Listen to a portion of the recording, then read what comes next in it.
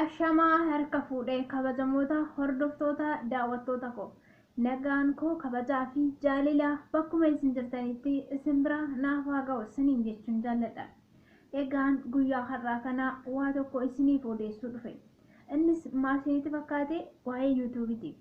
Namni tokko jalqaba yeroo yuutuubii mataa isaa banatu yeroo chaayinaalii mataa isaa banatu waa hedduu irratti xiyyeeffatee banata. Namni tokko akkuma bifaa fi maqaadhaan garagaraa yaadanis ilaalchanis wantuma hundaaniyyuu garagaraa jechuudha.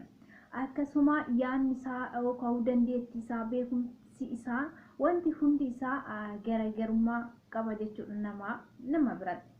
Akkasuma namni tokko yeroo jalqaba YouTube chaanaalii jechuun yaa'u miidiyaa jechuudha. Miidiyaa hawaasaa jechuudha. Namni tokko yeroo jalqaba YouTube chaanaalii mataa isaa banatu waa irratti xiyyeeffatee banataa jechuudha.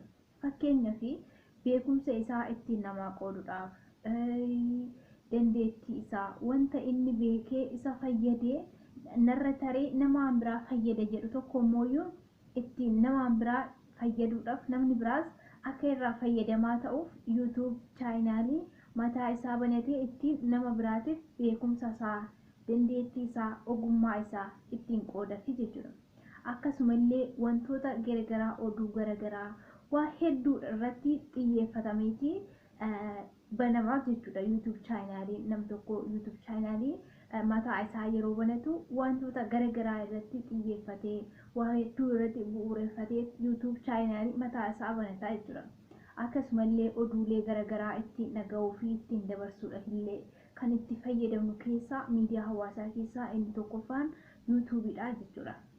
Egaan akkuma beekamu namni tokko jalqaba yeroo YouTube chaanaalii mataa isaa banatu waa hedduu irratti xiyyeeffata jennee jirra. Isaan keessaan kuuwwan dandeettii yookaan beekumsa isaanii ittiin nama biraatiif dabarsanii namni biraas akka irraa fayyadamaa ta'uu fi akka irraa baratuuf YouTube chaanaalii kana banatanii yookaan irratti hojjetu jechuudha. Kuuwwan immoo oduu darbu ittiin dhaga'uu fi oduu ittiin dabarsuuf illee oduu darbe tokko ittiin dhaga'uu itti fudhachuu wanta hawaasa keessas ta'ee karaa garagaraatiin oduu odeeffamu tokko oduu darbu tokko ittiin dhaga'uuf itti fudhachuuf kan itti fayyadamudha jechuudha YouTube banatee. Inni kaawwan immoo maallaqa irraa argachuudhaaf walumaa galatti maallaqa irraa argachuudhaaf karaalee garagaraatiin haala garagaraatiin egaa namoonni yuutuubara ciccimoo ta'anii yuutuubii irratti wantoota babbareedaa hojjetan dhaabbanni yuutuubii akkuma beekamu badhaasa kennaa fi qarshii ni kaffalaa fi kanaafiyyuu gara maallaqa irraa argachuutti illee yoggaa deemne maallaqa irraa argachuudhaafis namni tokko irratti xiyyeeffateeti banate jechuudha jecha maallaqan irraa argadha jedhu sanii jechuudha.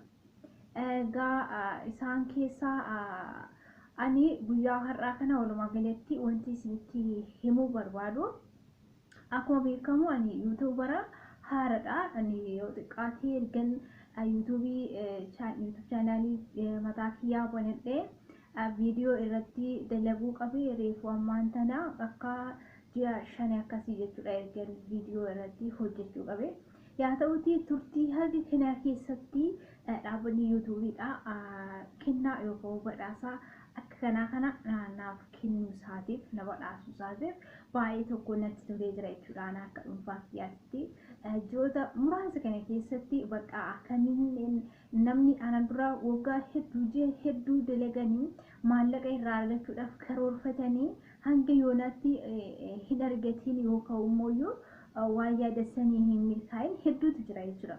Garuu immoo ani yeroo gabaabaa kana keessatti yeroo dhiyoo kana keessatti dhaabbanni yuutuubiidha badhaasa akka kana na badhaasuu isaatiif kennaa akka kana naa kennuu isaatiif baay'ee tokko gammadee baay'ee tokko natti tole jechuudha. Maaliif ani jechuun jalqabuma yeroon YouTube chaanaalii mataa kiyyaa banadhu maallaqan irraa argadha yookaan wantoota garagaraa YouTube irraa faayidaa dhuunfaa argachuuf osoo hin taane wantan beeku tokko ogummaa tokko dandeettii kiyya tokko wantoota akkasii YouTube chaanaalii kiyya irratti dalaguufidha yookaan hojjechuufidha jechuudha. Ani kanan jalqabuma YouTube chaanaalii mataa kiyyaa kan banadhe haa ta'uti garuu akka carraa ta'e carraan kiyya gaarii ta'e jechuudha. Dhaabbanni yuutuubidha jechuudha. Kennaa akkanaa kana naaf kenneeti jira jechuudha. Egaan yuutuub irratti ani wantoota ajaa'ibaa ta'uu wantoota namni hojjetee hin beekne hojjedhee osoo hin taane yuutuubii wanta hin jaalannee fi wanta jaalatu qaba jechuudha. Walumaa galatti yuutuubiin yuutuubara tokkoof kennaa kennuudhaaf yookaan maallaqa kennuudhaaf badhaasa badhaasuufiidhaaf wantoota irraa barbaadu tokko ni qaba jechuudha. Innis nam tokko viidiyoo gaarii waan hojjete qofaaf yookaan viidiyoo namoota kumaatamaan namoota miiliyoonaan daawwatame waan hojjete qofaaf miti jechuudha. Kennaa kennuuf yookaan kan maallaqa kaffaluuf jechuudha. Kanaafiyyuu fakkeenyaaf namoonni yuutuubara haaraa taatan keessattuu hiriyoonni koo hedduun keessan yuutuubara haaraadha. Kanaafiyyuu yuutuubarii taatanii yuutuubirraa karaa garaagaraatiin wantoota barbaadanii fi akkasumallee maallaqas ta'e wanta garaagaraa irraa argachuudhaaf akka ani hojjedhe sanitti hojjechuuti qabdu jechuudha. Fakkeenyaaf yuutuubiin wanti inni hin jaalanne keessaa inni muraasni maal isinitti fakkaate yuutuubiin wantoota viidiyoo irratti yeroo hojjennu yeroo viidiyoo dalagnu sagalee ijaan jaalatu. Ani akkuma beekamu yuutuubii kiyya irratti suuta jedheetiin hojjedha jechuudha. Sagalee kiyyaa yuutuubiitti hidhiyyo jechuudha. Yuutuubiin iyyan jaalatu. Innan biraa mooyyuu yuutuubiin akkasumallee mooyyuu nama meekaapii fuula isaa dibatu hin jaalatu. Akkasumallee nama hidhii isaa chapstikii dibatu hin jaalatu. Nama akkanumatti normaal ta'e uumama isaatiin viidiyoo dalagu jaalataa jechuudha yuutuubiin. Innan biraa mooyyuutu yeroo viidiyoo dalagu nama garmalee keessa ceesifatee hin kofallee jaalata jechuudha yuutuubiin. Nama wantoota xiqqaadhaafis waan guddaadhaafis nama yeroo viidiyoo dalagu garmalee kolfee jeeqoo hin jaalatu jechuudha. Walumaa galatti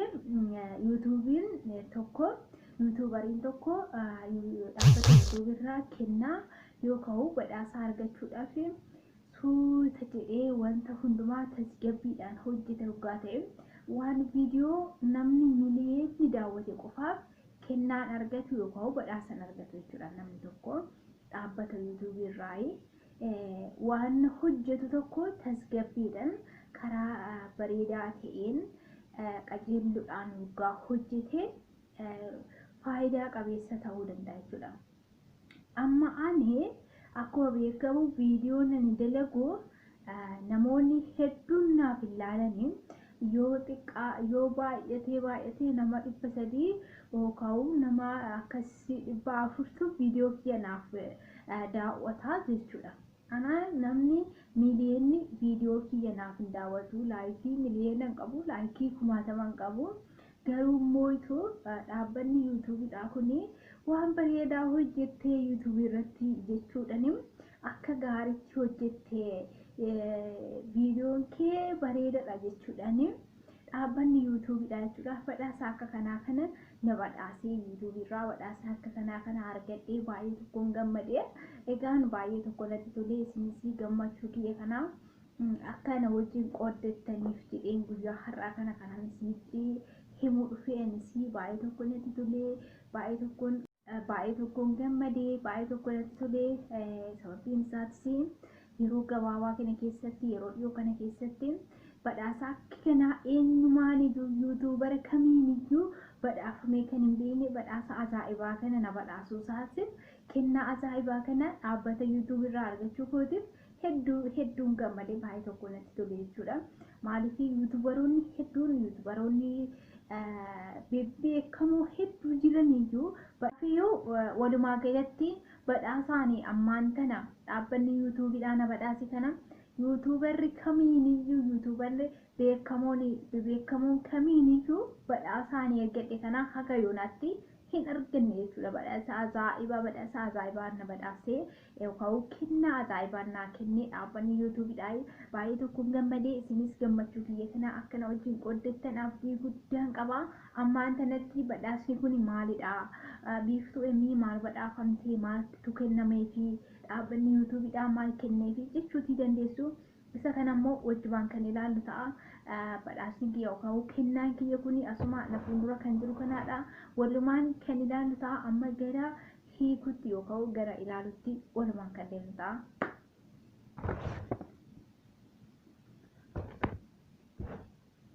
YouTube.